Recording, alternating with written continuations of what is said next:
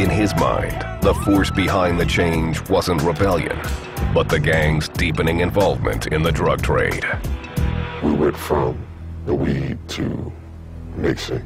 At the time, we called it bulk.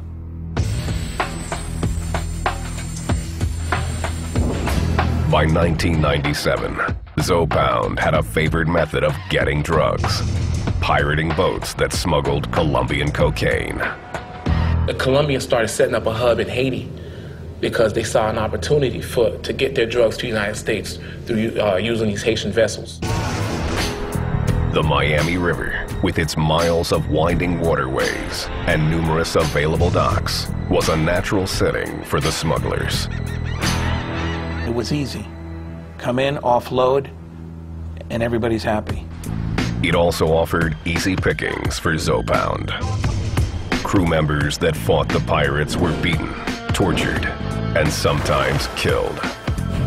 People lost ears and fingers and certain body parts, to pertain the answers to what we needed to know. Zoe Pound established a fierce reputation on the streets, even among the hardest gangsters.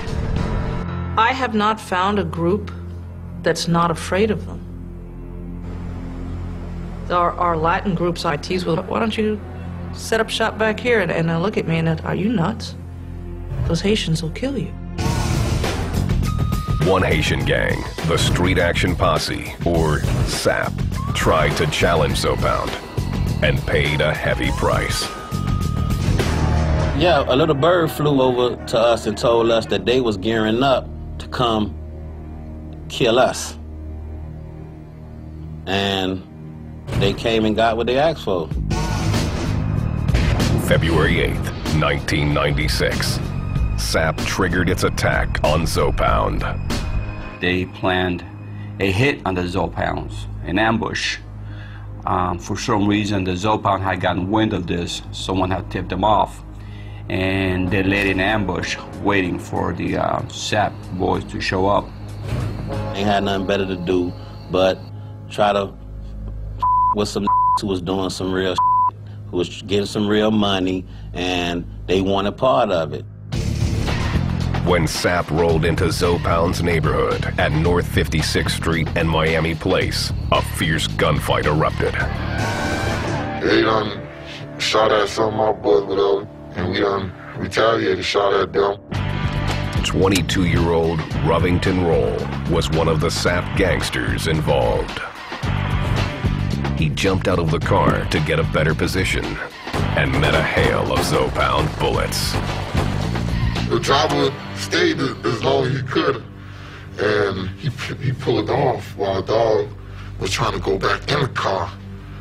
It was an ugly sight then, He died with his gun right there. They hit him by over 130 times, and there were about 200 shells out there.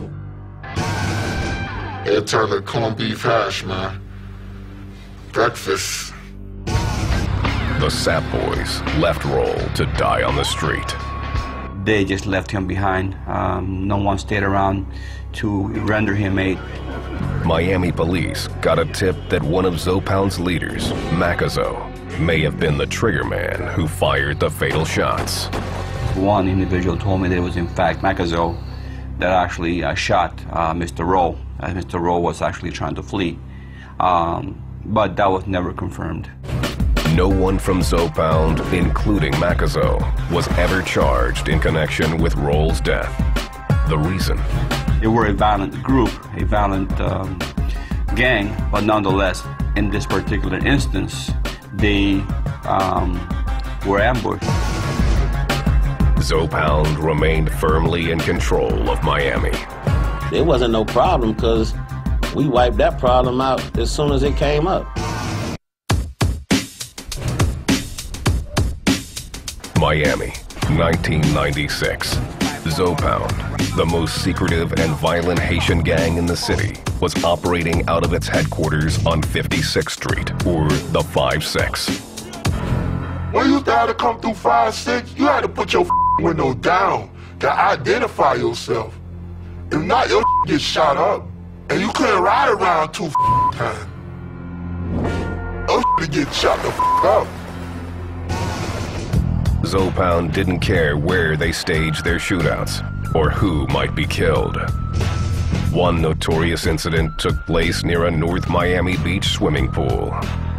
Said there was like 67-year-olds getting swim lessons in the pool as rounds are going back and forth over their heads. And there was 64 rounds left on the scene.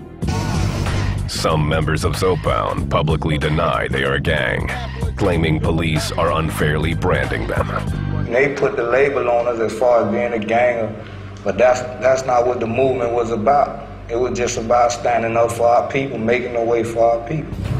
As part of its culture of secrecy, Zopound has a long history of shunning traditional gang behavior. We don't believe in throwing up no retarded gang signs. That's retarded. There are no beat-ins for new members or mandatory tattoos. It's not like, you know, with the crowns and the pitchforks and the bunnies and the champagne glasses. They don't do that. The only colors they fly are the colors of Haiti. We don't have no colors. A lot of my friends, they like to represent their Haitian flag that represent their country. This is what we represent. This is what all of it mean right here. This flag said right here, La Union fait la force, which means when you unite, when you click up, join up as one, that's powerful. Zopound says what holds the clique together is the special bond among its members. While some have more power than others, there is no one leader. It's unity, it's family, it ain't no boss. Everybody their own boss. You feel me? It's like, you got something, you got something, you got something, I got something. To Zopound, putting in work is all that matters if you want to make a name for yourself. For the new people coming, you want to work. Everybody want to hustle. Everybody wants some kind of income. But by you showing your loyalty and your dedication, make you step up to different ranks. Loyalty and dedication often translate to random violence. One of the gang's preferred methods of payback, drive-bys. They called it riding. Riding meant you go out to look for people to kill. And they just drove around until they found the people they wanted to kill. But if you shoot at me, I'm gonna shoot at you back. I ain't gonna come out there with no knife. Zopound drive-bys feature a barrage of shells, designed to make a statement as much as to kill. All day gunplay. And I just been seeing police come picking up shells of bullets. And not one bucket, not two buckets, but 3 filled buckets with none but shells. Everybody, including the driver, has a gun. Everybody has to shoot. Everybody has to empty their gun. That makes everybody just as guilty. The gang stocks a huge cache of automatic weapons, including choppers.